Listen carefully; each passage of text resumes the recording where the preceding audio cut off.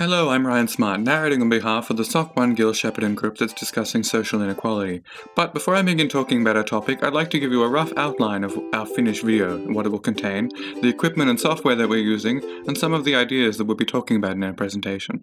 This is mainly so that others watching this video might get some inspiration or some advice on how to make their own videos, as I personally struggled immensely when making my first couple of voiceovers.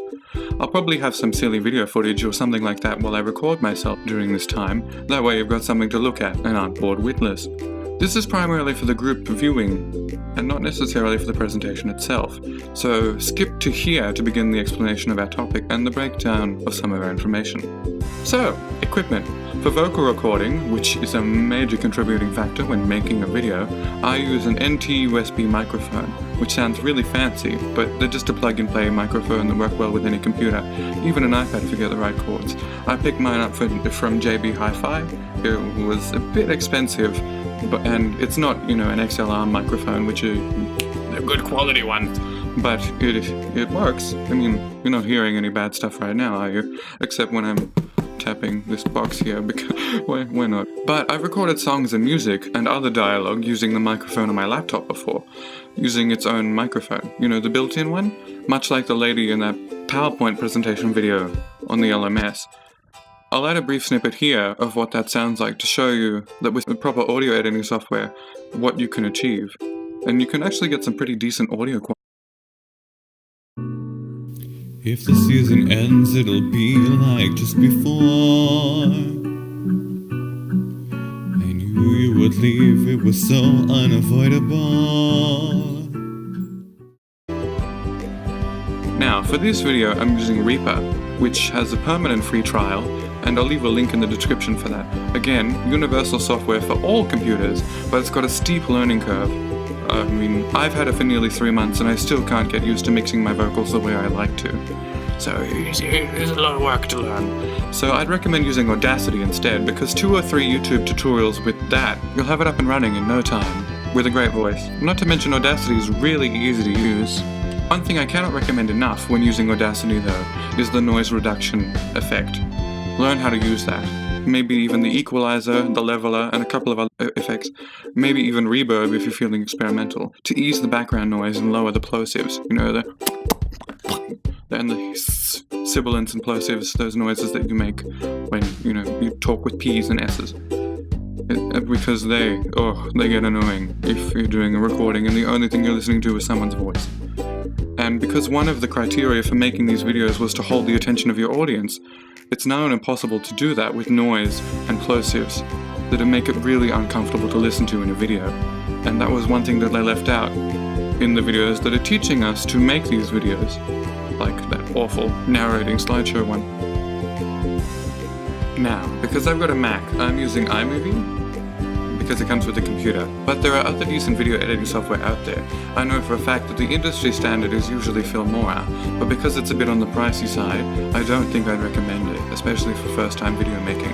For PC users, there's also Windows Movie Maker, which has a nice mishmash of features, and I'd recommend using that instead, because, you can't get iMovie for Mac. For making videos, because I'm camera shy, I use VLC to record footage on my laptop, or use stock images, or I credit images in my reference list that could be useful to the explanation of. Like most other software mentioned here, can be downloaded from multiple different types of computers. Just be aware that making videos with VLC and its streaming service takes up space on your hard drive, just like making audio does, and if you're low on space, it might be difficult to make the kind of content that you're wanting to make.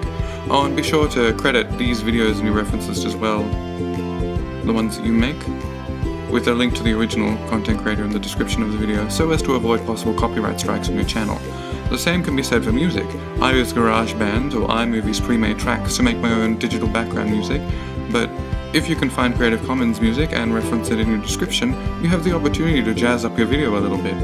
But that's all I use, so you too can have semi-decent production quality, like I do.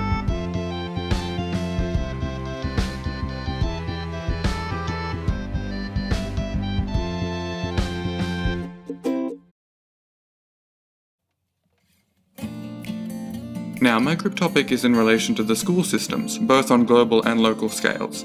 We're discussing whether or not we believe that schools are perpetuating the cycle of inequality for youth, or if they're allowing for increased social mobility. Now, that sounds like a bit of a mouthful, so I'll break it down by giving a quick example. A good example of a school that allows for social mobility is one that allows for kids whose parents earn $500,000 a year to have the same opportunity as the child whose parents are on welfare. Now, these are both extreme examples on the spectrum of wealth, but a child needs education, and a school that offers equal opportunity in terms of education would give them both the opportunities to move in the world as they want. An unbiased education that will deliver a positive outcome for each student. Now, this is very idyllic, and in the case of Australia, even though we have mandated laws, anti-discrimination and the Equal Opportunity Act, that are implemented in schools and workplaces and a plethora of other areas to prevent discrimination and negative practices, when it comes to economic sensibilities and a school's capacity to teach children on its own, this allows for a massive variance. When applying that globally, well, there's a vast difference between an Australian school and one that's in Sweden, and then an even more vast difference between one that's in Uruguay, or Turkey even. But we'll get to those kinds of comparisons later. Even with the Special Consideration and Special Entry Access Scheme, also known as SEAS, and its application in the VCE, and class discussions in university entry-level programs, there's still a mass of inequality within Australian school systems. Despite the fact we now have an 84.3% retention rate for Year 12s as of June this year, and our university capacity for students graduates is higher than it's ever been, there are still discrepancies in a youth's disadvantage or advantage that go beyond who gets to go to school. This image here outlines the educational disadvantage Australians as a whole face, and just looking at it can reveal quite a lot. Not specifically that more than 50% of the results of NAPLAN are generated by disadvantaged students, impacting our overall scores as a nation, as our youth are unable to align themselves entirely with the rigorous nature of the school system due to educational disadvantage. This indicates a dangerous trend in our educational paradigm, as schools in disadvantaged regions have a gross income that is 50% higher on average than those that are in the blue zone, which represents a multitude of non-financial challenges in relation to the schools themselves.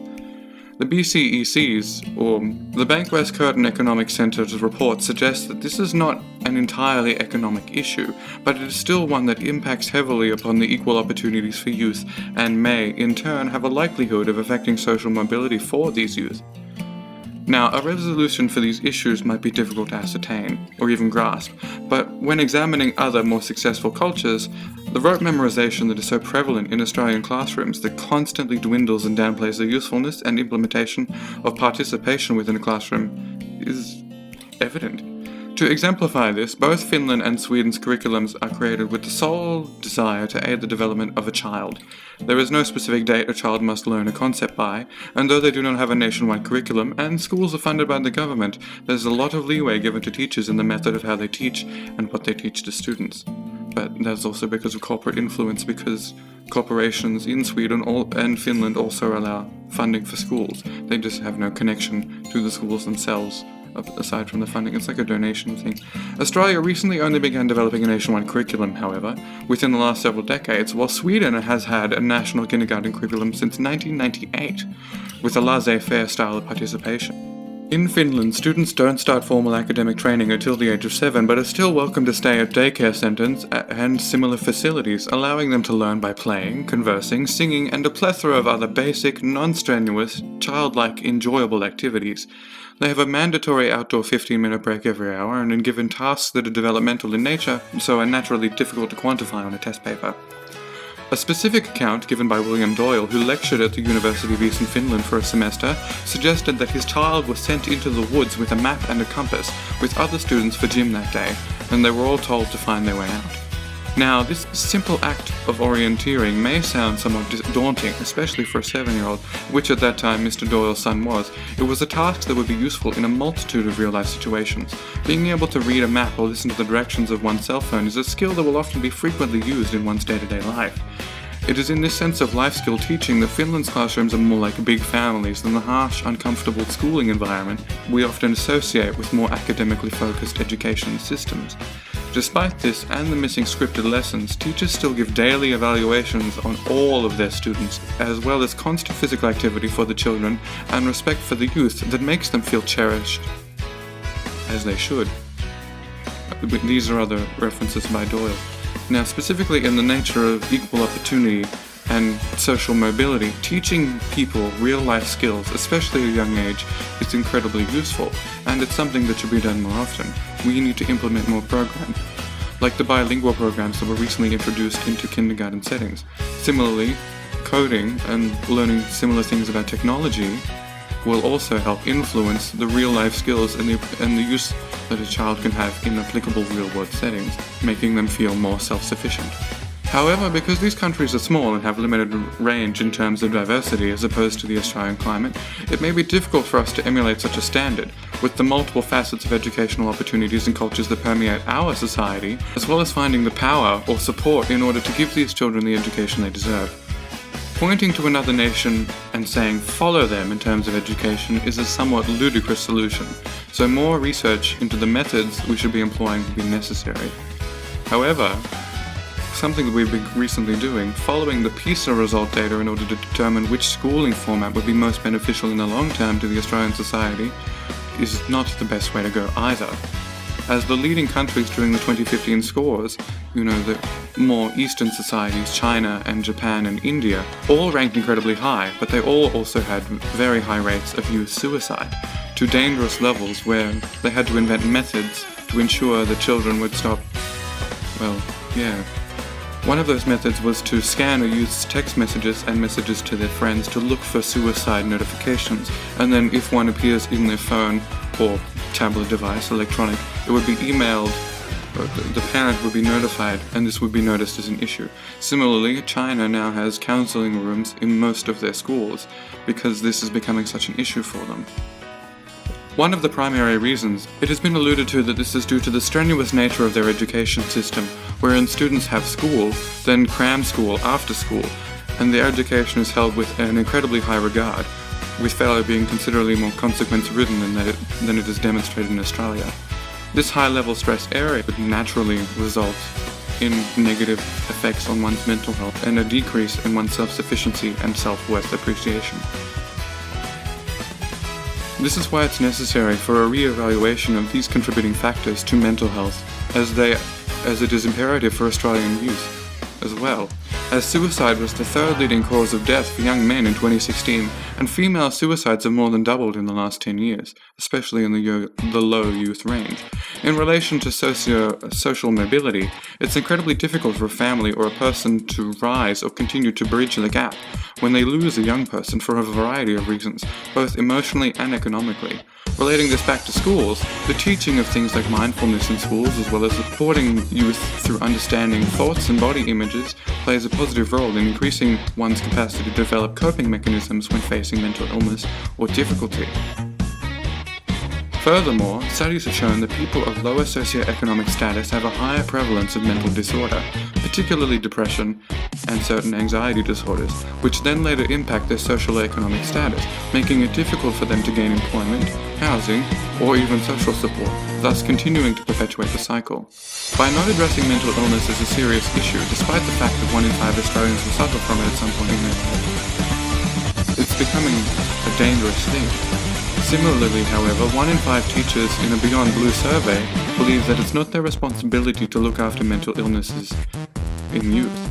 Almost 50% of these teachers claimed that they are time short and would not have the capacity for training to look at these symptoms.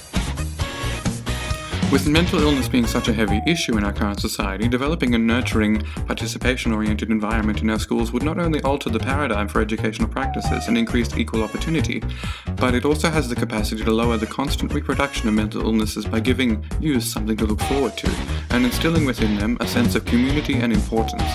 And that is much more preferable to what the former UK Health Minister Paul Burstow calls condemning millions in need of support and treatment to lives of isolation and stigma, which is a waste of human potential and a massive false economy.